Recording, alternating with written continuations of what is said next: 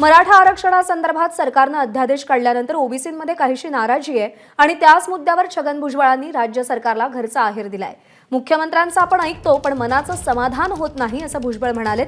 सरकारकडून फक्त हट्ट पुरवण्याचं काम सुरू असल्याचं वक्तव्य छगन भुजबळ यांनी केलंय आणि या पार्श्वभूमीवर ओबीसींमध्ये आरक्षण संपल्याची भावना बळावत असल्याचं भुजबळ यांचं म्हणणं आहे। मराठा समाजाला कुणबी समाजामध्ये घेण्याचं कारण काय असा प्रश्न छगन भुजबळ यांनी उपस्थित केलाय।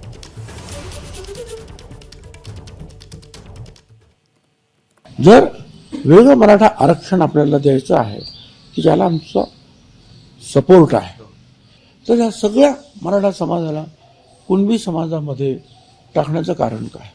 ज्याप्रमाणे आपण म्हणतो आहोत की आम्ही कुणावर अन्याय करणार नाही, कुणावर अन्याय करणार नाही म्हणजे 54 लाख जर जे नोंदी सापडल्या आणि त्याच्या आणखी दुप्पट तिप्पट लोक ओबीसीत आले म्हणजे ओबीसीला धक्का लागणार नाही,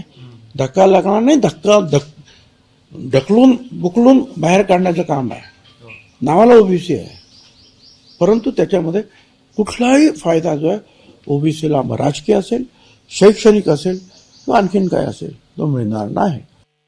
ह्या कालच्या सगळ्या प्रकारानंतर राज्यभरातून अनेक ओबीसी, मागासवर्गीय, इतर मागासवर्गीय आणि दलित आणि आदिवासी त्यांचे सुद्धा जे आहेत काय मेसेज येत आहेत, हे नक्की काय आहे, मग आता पुढे काय करायचं, म्हणजे ओबीसी संपल्यासारखं आहे अशी एक भावना निश्चितपणे ओबीसीमध्ये निर्माण झालेली आहे।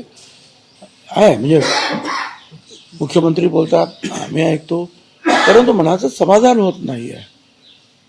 हे सगळे जे हट्ट जे आहेत पुरवण्याचं काम सरकार करत आहे। एबीपी माझा, उघडा डोळे बघा नीट।